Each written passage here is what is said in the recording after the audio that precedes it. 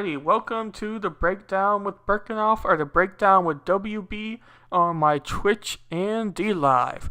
This is part 2 of my original stream that I did on Twitch and D Live, but this one is going to all platforms. So the main reason I decided to stream the first one just to Twitch and D Live was because originally I was going to publish the recording with AntiVotas I did, or the live stream of AntiVotas I did about the Electoral College to my channels. But unfortunately I was running into some tech issues, so I decided that instead I was going to change that idea and have AntiVotas stream it on his channel directly, but that led into several other problems because of that, and I still wanted to share all of the information to the channel originally. So if those of you who are watching on YouTube and stumbling across this video, I will have the timestamp below when we get into the actual information. I just want to cover a few other things so that everybody understands exactly what we're doing here. So basically, this is my extension of what I want to do on stream for today and talk about the Electoral College a little bit more. And like I've already said, this is going to all of my platforms, so we'll be able to watch that together. You'll get more of my thoughts, and I would highly recommend, if this is a topic that interests you, the Electoral College that is, I would highly recommend checking out our video we just did on the Electoral College on AntiVotas channel. I might be publishing that video to my channel, but we will wait to see on that, and it may just be kept on AntiVotas channel.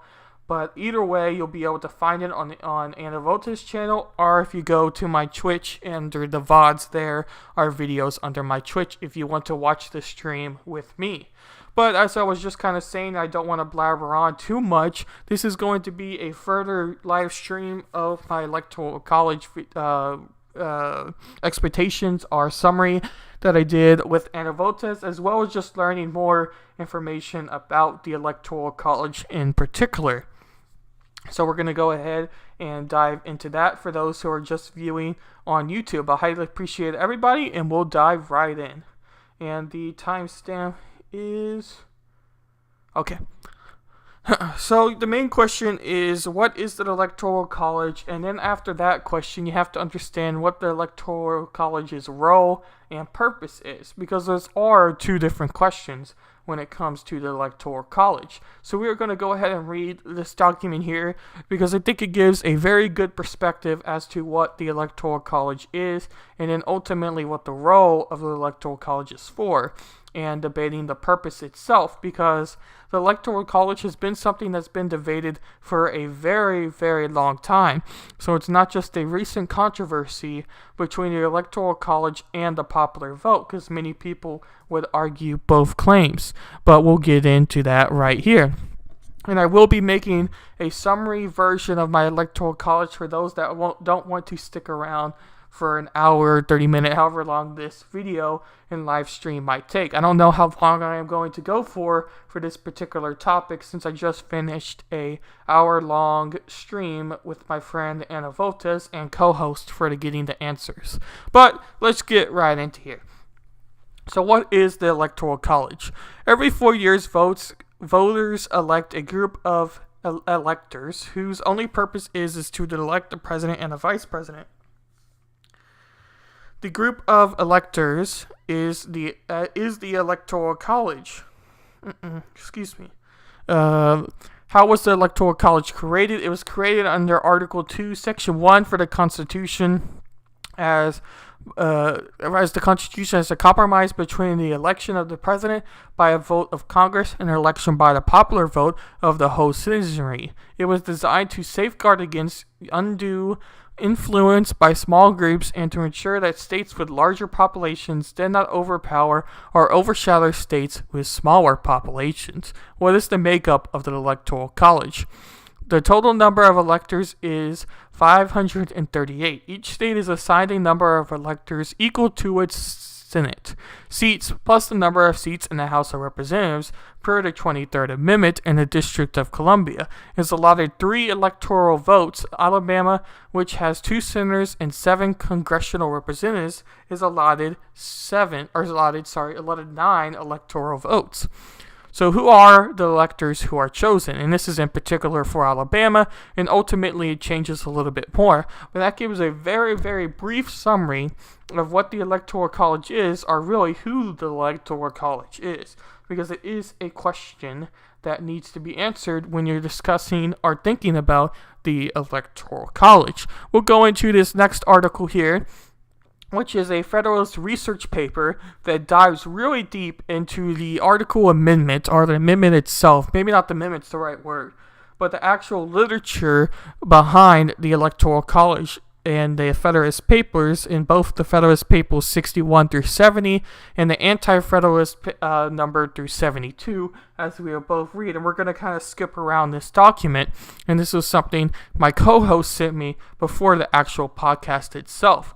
So we'll read here, and this was the author of Alexander Hamilton, which is very important, of knowing who the actual founding father was for the Constitution, or for the Electoral College's creation, more than just, let's say, the Constitution. But that's besides the point of who the Electoral College member, Federalist founding father was, who decided to come up with the idea of the Electoral College. Because as we'll read a little bit later, a lot of people claim the Electoral College was something used by the Federalists, or by these government officials who were wanting to stress their political viewpoints more than anything else. And the Electoral College was a good way at ensuring to do so. But as we discussed on that show I've mentioned several times now, and as we'll read a little bit later, that isn't necessarily the case. If you want deep history into the Electoral College and just more overall knowledge of the history of the Electoral College, again, I would highly, highly recommend to check out AntiVolta's channel and the live stream I did with him a couple hours ago from today, that we talked about the Electoral College, and he dives deep into these papers and what we're about to read. But we're about to get into them ourselves here, so you may not need to go to the channel if you don't want. So now that we got it blown up, we are ready to read, and now it's wanting to restart, and now it's not showing. Whoa, that is fun. Alright, come on. Alright, here we go. The more candid opposers of the provision respecting elections contained in the plane of the conviction, when pressed in argument, will sometimes conclude the property of that provision, which is this qualification. However, that is ought to have been complemented with a declaration that all elections should be had in counties where the electors raised. This, say they, was a necessary precaution against an abuse of power. A declaration of this nature would certainly have been harmless. So as far as it would have been effect of quieting apprehensions, it not have been undesirable. But it would, in fact, have afforded little or no additional security against the danger apprehended, and the want of it will never be construed by an impartial and judicious examiner as a serious, still less as an insuperable objection to the plan. The different views taken of the subject in 2 preceding papers must be sufficient to satisfy all dispassionate and discerning man.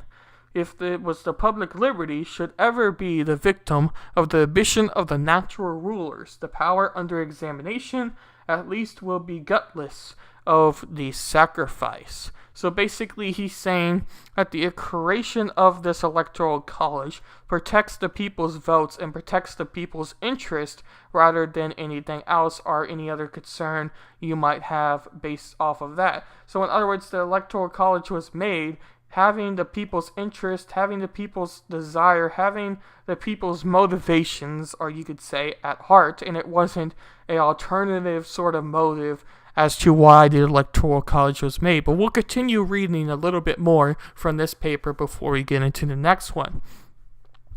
If those who are inclined to consult their jealousy only would exercise it in a careful inspection of the several state constitutions, they would have found little less room for disadequate and alarm from the latitude which most of them allow in respect to elections, than from that latitude which is proposed to be allowed to the national government in the same respect. A review of their situation in this particular would tend to greatly to remove any ill impressions which may remain in regard to this matter.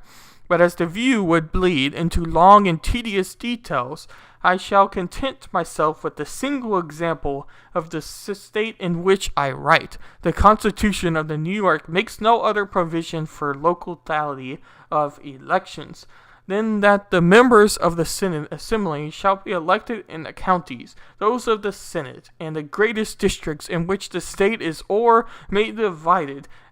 These at present are 4 in number, and comprehend each of 2 to 6 counties, and may be readily be received that it may not be more difficult to legislators of New York to defeat the suffrages of the citizens of New York. I've never been able to say that word. Suffrages, I think that's suffrages.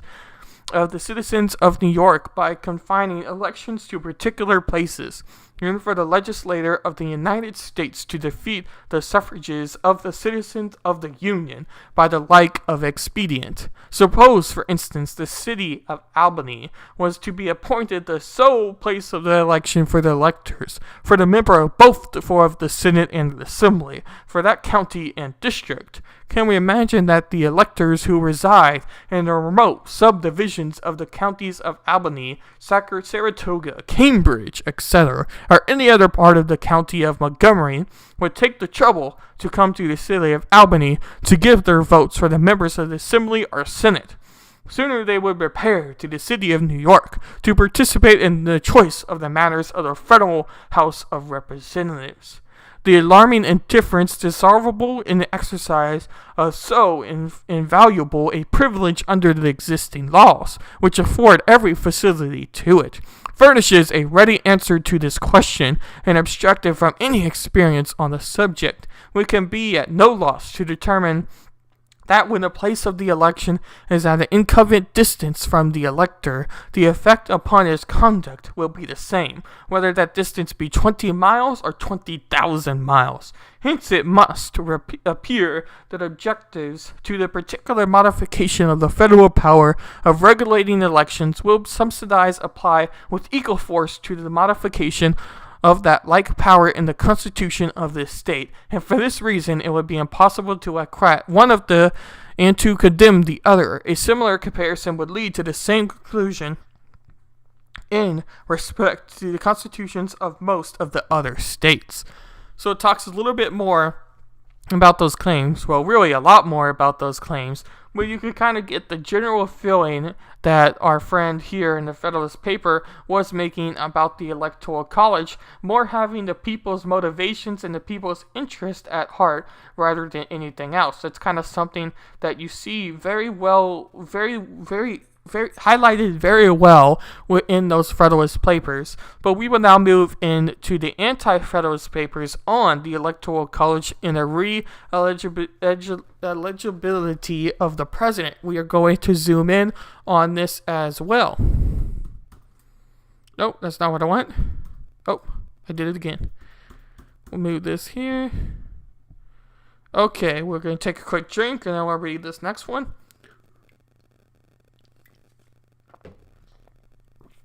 Okay, I go now to Article 2, Section 1, which vests the Supreme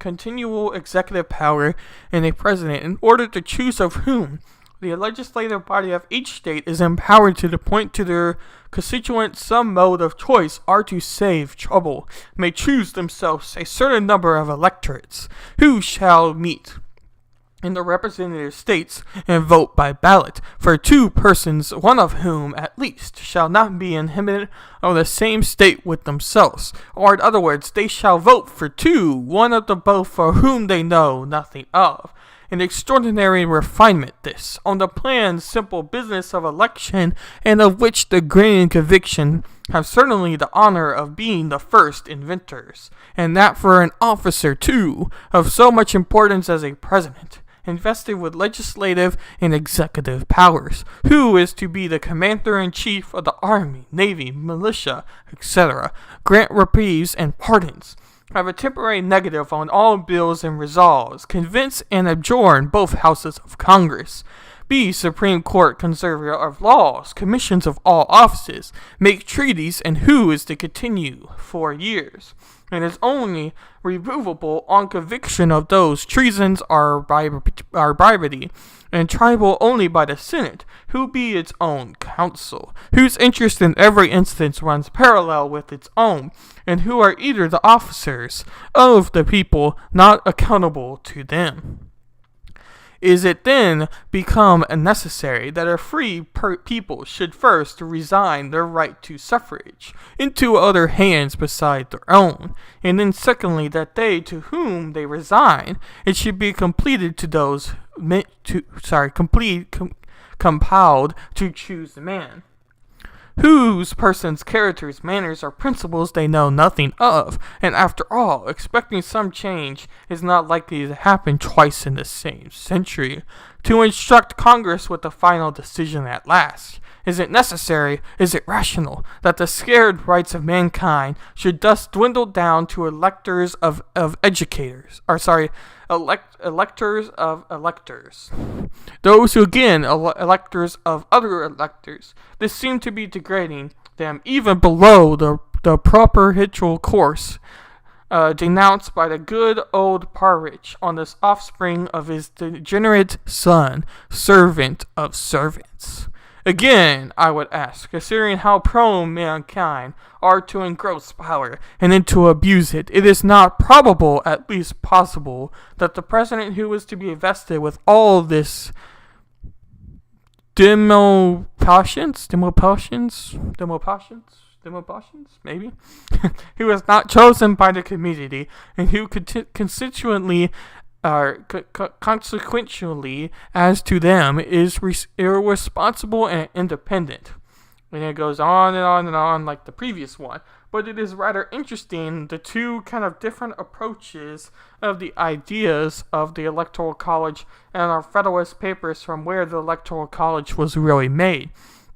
So now that we have read a little bit of both and kind of gained some history of the Electoral College, we can move on to some general claims discussing for pro-Electoral College and anti or con the Electoral College. So we'll start with pro one and then con one, and I'll give my general thoughts of it.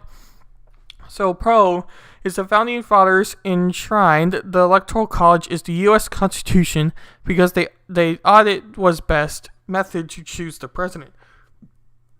And then it further defines this as saying, using electors instead of the popular vote was intended to safeguard against uninformed or uneducated voters by putting the final decision in the hands of the electors, most likely to process the information necessary to make the best decision, to prevent states with larger populations from having undue influence, and to comprise between electing the president by popular vote and letting Congress choose the president. So right there alone, you have the general claim that my co-host was making earlier on the show. I've mentioned Getting the Answers number 3, where he was mentioning that the will of the people is much different than what a lot of people understand. So in other words, voters tend to be miseducated or lack of education in general about the role of who they're voting for or how they're voting.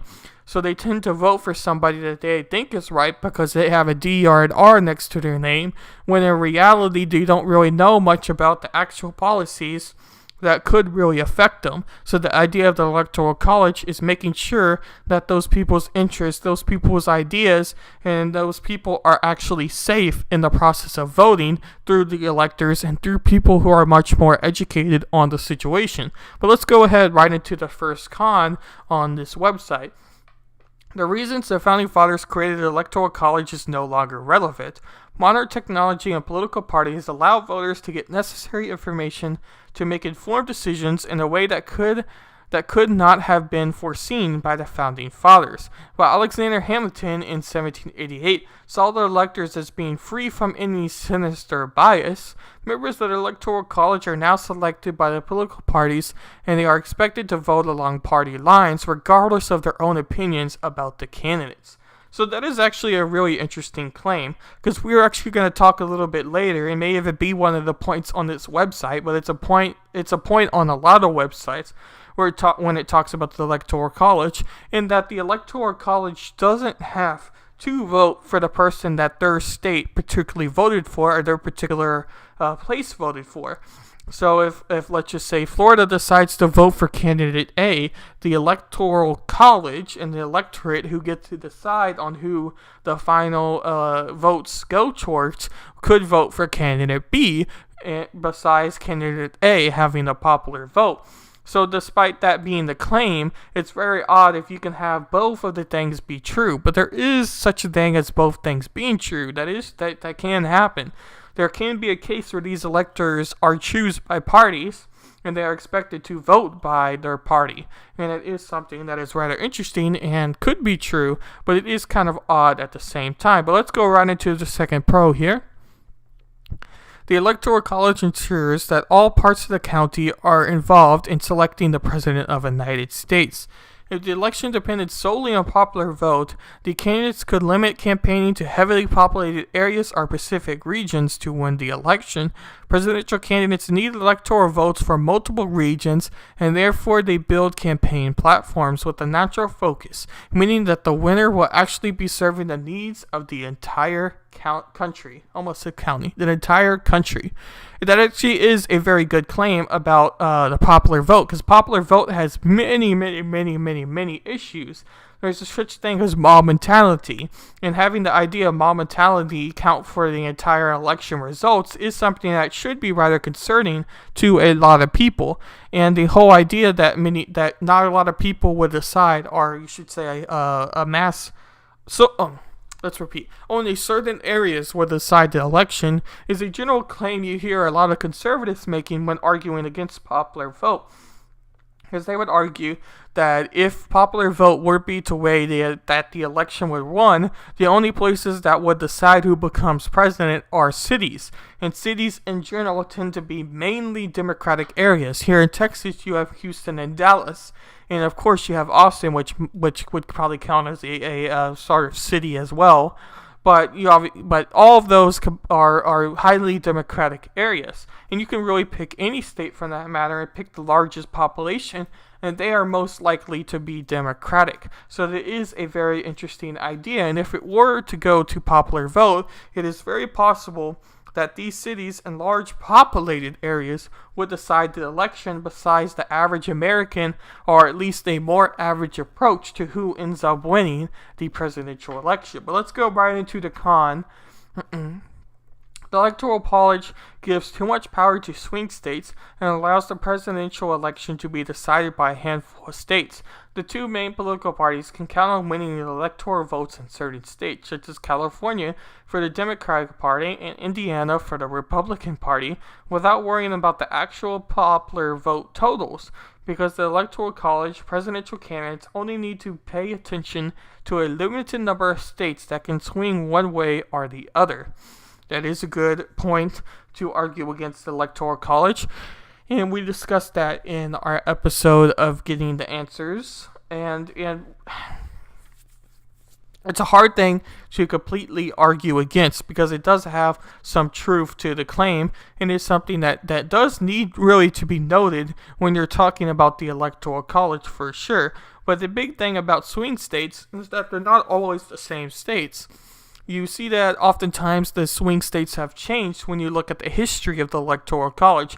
And even you can look into modern history and what's happening now, and you see that Texas is turning much more purple than many people thought, let's say 10, 20 years ago. And it's very possible that in another 10 or 20 years, Texas could possibly become a swing state and be one of those deciding populations that decides the election from the Electoral College. But at the same time, you could argue that point by itself, taking out that the swing states change and say, well, yes, the swing states may change, but the idea that swing states will always determine the election is something that is a little bit concerning. But you also have to take into account that all of these electoral college votes are added up and totaled.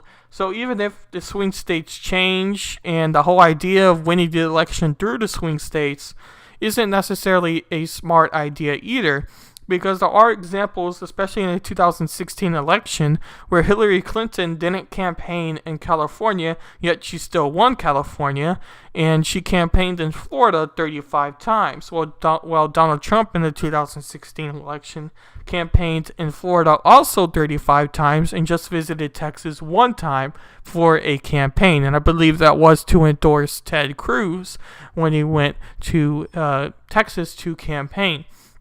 So it is very interesting when it comes to those claims, because you do see that a lot of political money and such is spent, political campaigns are spent on swing states. I don't necessarily know if that is so much of a good thing, but you do see some pro points where they talk about how campaign money and campaign finances in general are a lot less because they only have to target these swing states instead of having to maybe campaign in a lot more states than just the amount of swing states there are in that particular election.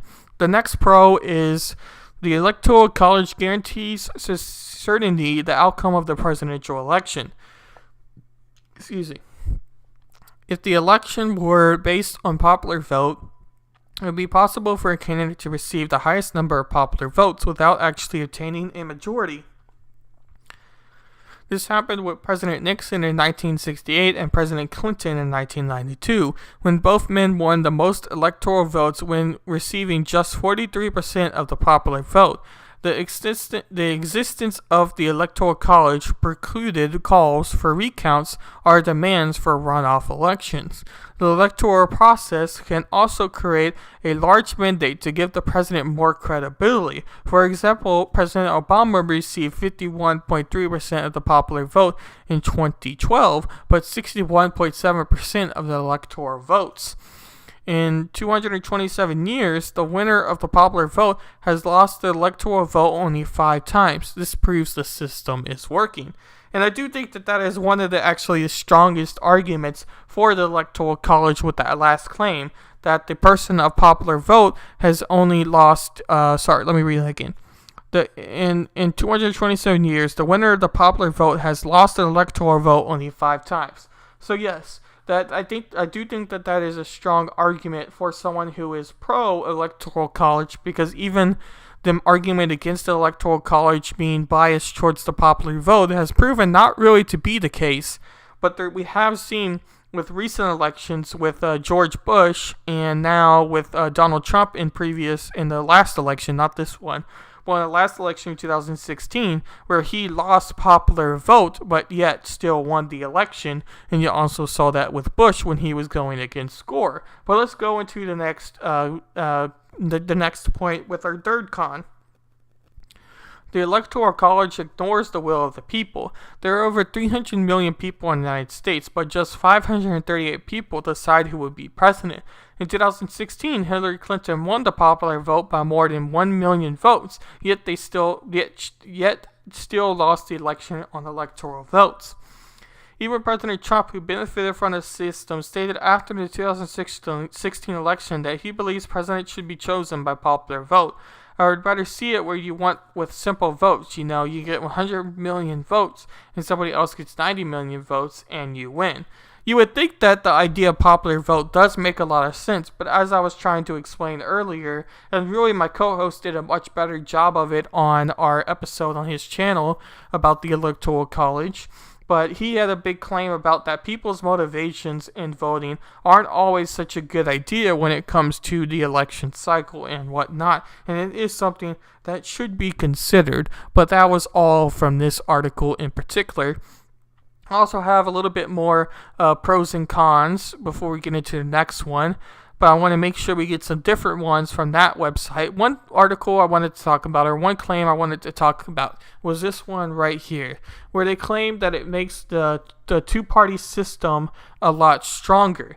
And I am somebody that is very much against just having two parties in the system. And I think I even explained that on this portion of the live stream that I'm doing for YouTube and all other platforms. But one of the big reasons that I am against such a two-party system is the fact that I think that more people should have the opportunity to hear more perspectives.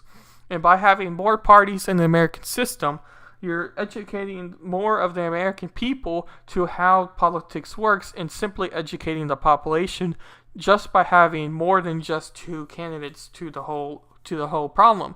Because what you tend to have with elections these days, or with modern elections in the past, is that you're simply having people that vote for a candidate because they have a D or an R next to their name. And that's something that I think needs to be avoided in politics and in our elections, so that we ensure that the candidate who ends up winning is an actual candidate that we like. So the idea that the Electoral College could keep this two-party system strong is something I do not want to see, and I think is something we should be considering when we look into possibly changing the Electoral College or keeping the Electoral College. But I definitely think that I am more pro-Electoral College than anti-Electoral College when it comes to those claims. But you can also check out that article if you want to hear a little bit more about that. But I wanted to read a little bit of these three books, and they're mainly anti-electoral college books, so it'll be interesting to see the different perspectives of the Electoral College from this book. In this book states Why the Electoral College is Bad for America, 3rd edition. And it is by Yale University Press. We are going to go to the contents and find where we want to figure out the idea here. We have the origins. We are going to go to protecting interest on 117. 117, page 117. We'll be scrolling down. Sorry for those who are watching live. I wanted to make sure I pulled this all up and it would be ready to go for the live stream for today, but I guess it wanted to change where I had the pages, because originally I had all of the pages and where I wanted to go pulled up. But I guess this is the benefit to doing this all on live stream. Well, it looks like I used up my preview because we're not showing the rest. Alright, that's brilliant. Alright, fantastic. Alright, let's go up a little bit and we could talk about something else I was wanting to talk about a little bit. We'll go up till 1948. We'll read from here. This was a good point from what I read earlier. Alright. Nope, we're done with that. Let's go here. Alright. That's too bad. Okay. 1948. Almost everyone expected the Republicans to win the White House in 1948.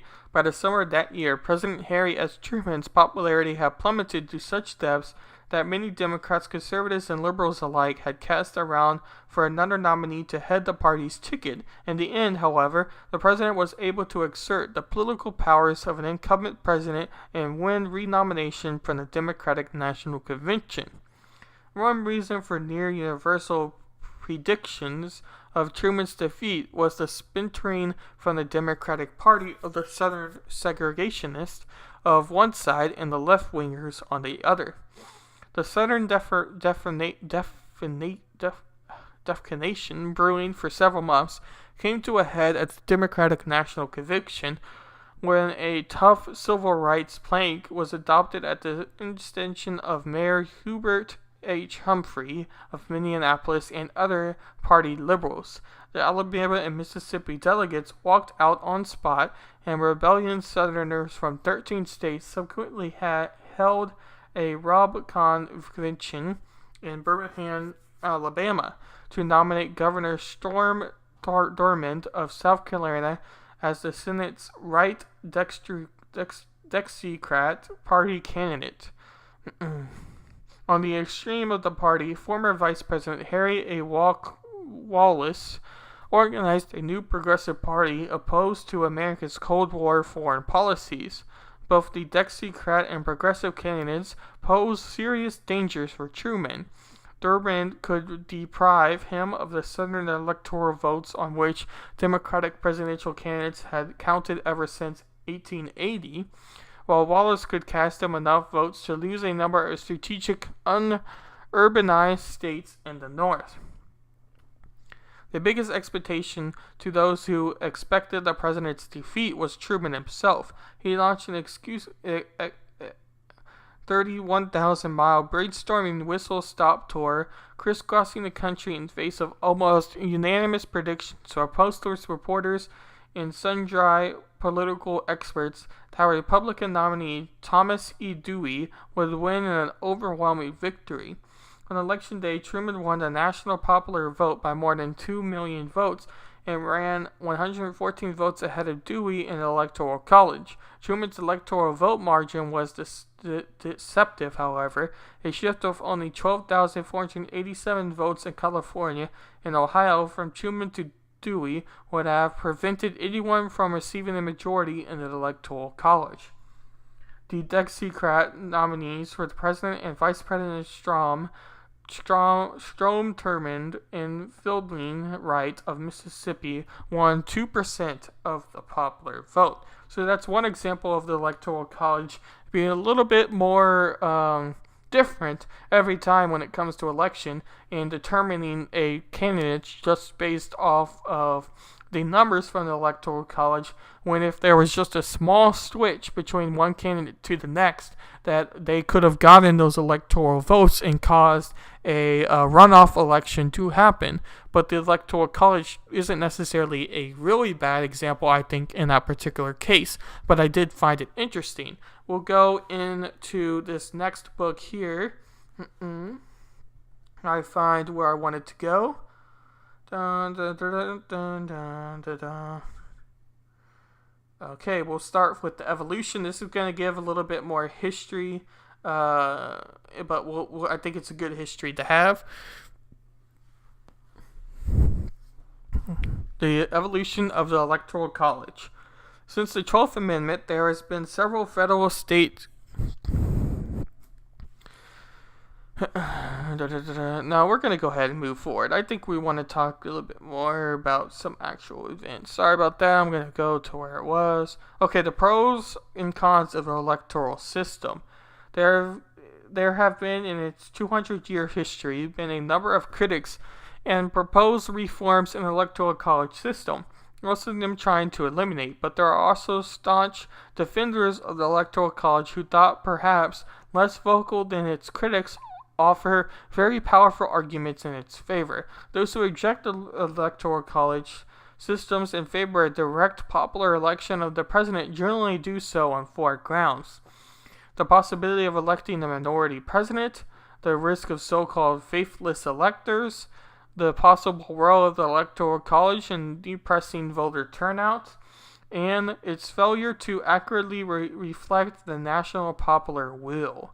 Opponents of the Electoral College are described as the possibility of electing a minority president. One way in which a minority president would be elected is if the country were so deeply divided politically that 3 or more presidential candidates split the electoral votes among them such that one obtained the necessary majority. This occurred as noted in 1824 and was unsuccessfully attempted in 1948 and again in 1968. Should that happen, there are only 2 possible resolutions. Either one candidate could throw his electoral votes to support of another before the meeting of the electors, or else absent in an absolute majority, the Electoral College, the U.S. representatives, would select the president. The second way a minority president could take office is, as in 1888. One candidate's popular support were heavily consecrated in a few states where other candidates maintained a slim popular lead in enough states to win the needed majority of the Electoral College. While the country has occasionally come to this sort of outcome, the question here is whether the distribution of a candidate's popular support should be taken into account alongside the relative size of it. A third way of electing a minority president is if a president or party or candidate, however small, drew enough votes from the top two that no one received over 50% of the national popular vote. Far from being unusual, this sort of thing has in fact happened 15 times. Wilson was both in 1912 and 1916, Truman in 1948, Kennedy in 1960, and Nixon in 1968. The only remarkable thing about these outcomes is that few people ever noticed and even fewer cared, nor would a direct election have caused those outcomes.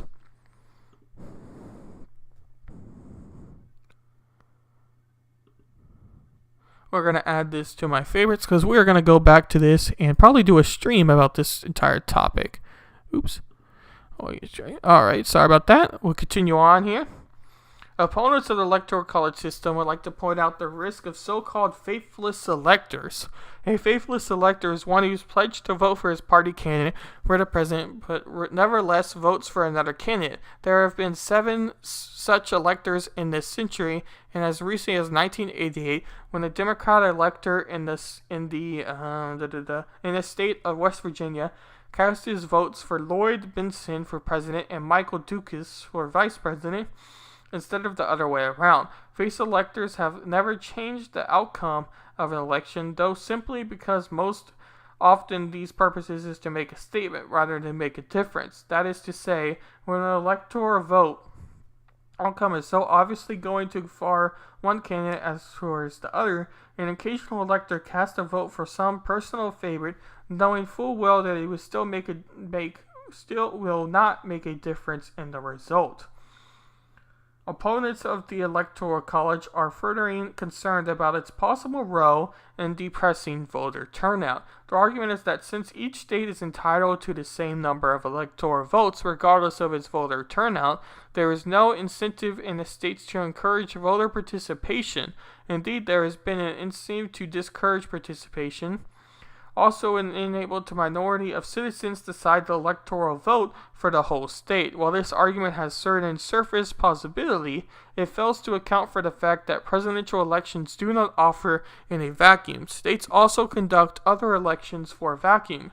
States also conduct other elections for U.S. senators and U.S. representatives, state legislators, and a host of local officials, in which these same incentives and disincentives are likely to operate. Finally, some opponents of the Electoral College point out quite correctly its failure to accurately reflect the national popular will in at least 2 respects. First, the distribution of the electoral votes in the college tends to overrepresent people in royal states. This is because the number of electors for each state is determined by the numbers it has in the House, which more or less reflects the state's population size, plus the number of members it has in its Senate, which is always 2 regardless of the state's population. The result is that in 1988, for example, the combined voting age population of the 7 least population jurisdictions of Alaska, Delaware, the District of Columbia, North Dakota, South Dakota, Vermont, and Wyoming carried the same voting strength in the Electoral College 21 electoral votes. Sons of age of voting in the state of Florida. Each Floridian potential vote then carried about the third of the weight of the potential vote in the other states listed above. A second way in which the Electoral College fails to accurately reflect the national popular will seems familiarly from the winner-take-all mechanism, whereby the presidential candidate who wins the most popular votes in the Senate wins all the electoral votes of the state. So this is a very good article in breaking down the situation for and against the Electoral College. And really, I think all of their ideas are very good ones, and ones we have talked about really beforehand. And I do think that they're strong in every case, but it really comes down to if you're pro the Electoral College or pro popular vote. And those are really the main 2 factors when it comes to the Electoral College. So the idea then becomes if you're pro-popular vote, then you probably are not going to be for the Electoral College because it reduces the impact the popular vote has. If you're someone that favors the idea that the public doesn't always know what's right, then you are most definitely going to be for the Electoral College. So that's really all I had for today's stream. I just more wanted to give my brief opinion and a little bit more insight to the Electoral College after the stream and get kind of all of my thoughts out that I wasn't necessarily able to share for our hour. But I hope you appreciated the video, and thank you, Hilda, for tuning in to my first live stream, and thank you everybody for catching it later or whenever you do.